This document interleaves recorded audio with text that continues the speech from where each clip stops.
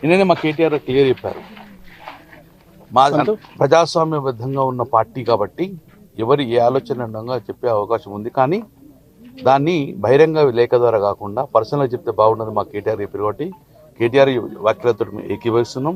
డెఫినెట్గా అంతిమంగా మా లీడర్ కేసీఆర్ గారు కేసీఆర్ గారి బాటలో మేము నడుస్తాం. 100% ఇక్కడే లేదు.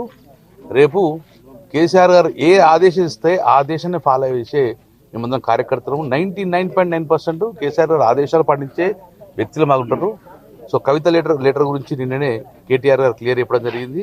సో ఆ కేటీఆర్ గారి వ్యాఖ్యలతో మేము అందరం ఎక్కివస్తాం. కొత్త పార్టీ పెడుతుందని చెప్పి ఒక ఎవరైనా పార్టీ పెట్టుకోవచ్చు, ఏ పార్టీ పెట్టుకోవచ్చు. కానీ కేసీఆర్ గారు కూతురుగా పెట్టే పార్టీకి ఎంత వాల్యూ ఉంటుంది. కానీ ఆల్రెడీ కేసీఆర్ గారు ఉన్నారు కాబట్టి అది ఊహాజనితమే. పార్టీ పెట్టినప్పుడు మళ్ళీ ఆలోచన గురించి మాట్లాడదాం.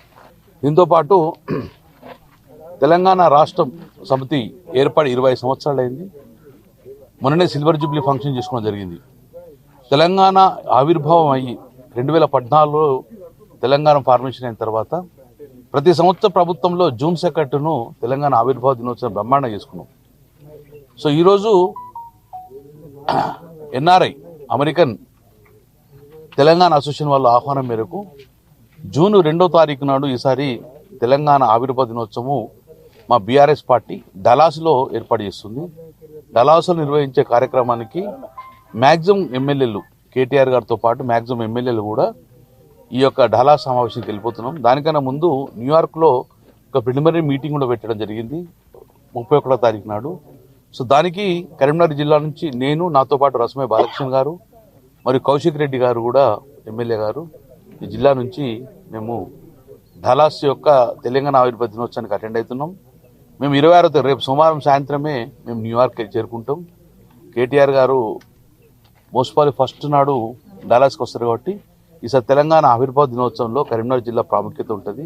కాబట్టి మేమందరం కూడా సుమారు 10 నుంచి 11 రోజుల వరకు విదేశీ పర్యటనలో భాగంగా తెలంగాణ ఆవిర్భావ దినోత్సవం డలాస్లో అమెరికాకు అటెండ్ అవుతున్నాం. కాబట్టి ప్రజలందరికీ మీడియా ద్వారా తెలియజేసినది 10 నుంచి 12 రోజుల వరకు కూడా మేము అమెరికా పర్యటన ఉంటాం. కాబట్టి దానికి కరీంనగర్ ప్రజలు కూడా ఇన్ఫర్మేషన్ ఇవ్వాలని చెప్పి ఇవ్వడం జరుగుతుంది. Thank you very much.